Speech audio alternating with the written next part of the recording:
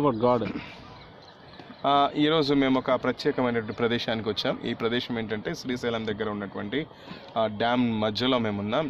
ఈ యొక్క డ్యామ్ మధ్యలో మీరు చూస్తున్నారు, ఇక్కడ ఒక ప్రత్యేకమైనటువంటి వాతావరణం మీకు కనబడుతుంది. ఏంటంటే మేము నీళ్ళ మధ్యలో ఒక తెప్పలో మేము ప్రయాణం చేస్తున్నాం. ఈ తెప్పలో ప్రయాణం చేస్తూ ఇక్కడ ఉన్నటువంటి ప్రకృతి దృశ్యాలను, సౌందర్య దృశ్యాలను మేము చూడాలని ఎంతో ఆసక్తితో మేము ఇక్కడికి వచ్చాం. కారణం, మానవుడికి దేవుడు ఇచ్చినటువంటి ఒక మంచి బహుమతి ఏంటంటే ఎంత అందమైనటువంటి సృష్టి. The most beautiful and admirable nature that God has given a gift to the man kind.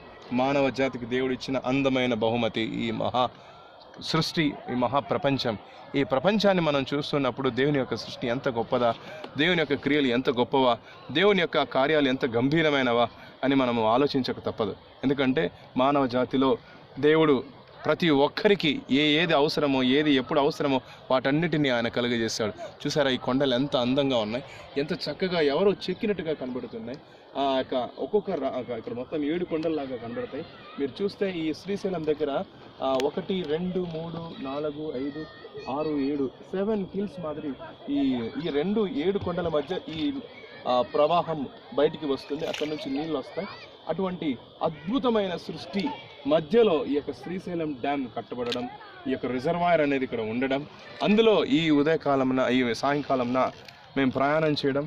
So మా ప్రయాణం చేస్తూ మేము ఏం చేస్తున్నామంటే ఈ మహోన్నతుడైనటువంటి దేవునికి వందనాలు తెలియజేస్తున్నాం.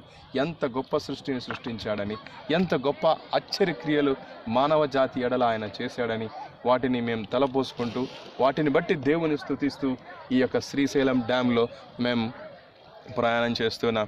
రియల్లీ నిజంగా దేవుని యొక్క మహాకృప ఎంత అద్భుతమైనదంటే వర్ణించలేనటువంటి విధంగా ఈ యొక్క డ్యామ్ కట్టబడడం, ఇది ఒక యాదృచ్ఛికంగా, అంటే కొంతవరకు మానవ ప్రేరితమైనప్పటికీ ఈ నీటి ప్రవాహము వీటన్నిటిని చూస్తే దేవుని యొక్క ప్రణాళిక లేకుండా మాత్రం ఇక్కడ లేదు అని మనం చెప్పడానికి వీల్లేదు. పరిపూర్ణంగా దేవుని యొక్క ప్రణాళిక ఇక్కడ ఉంది అని మనం ఖచ్చితంగా చెప్పగలం.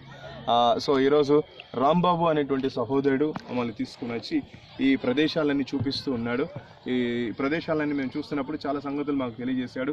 ఎక్కడెక్కడ ఎంత లోతు ఉంటుంది, నీటి ప్రవాహపు యొక్క వేగం ఎంత, ఎక్కడ మీరు ఎలా ఉండాలి అనేటువంటి విషయాలన్నీ మాకు సహోదరుడు తెలియజేశాడు.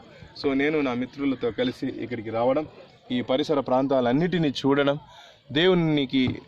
దేవుడు మానవుని ఎడల చేసిన ఈ గొప్ప కార్యాలను తలంచుకుంటూ దేవుని స్తుతించే మంచి అవకాశాన్ని దేవుడు నాకు ఇచ్చినందుకు ప్రభువుకు వందనాలు తెలియజేస్తూ ఉన్నాను.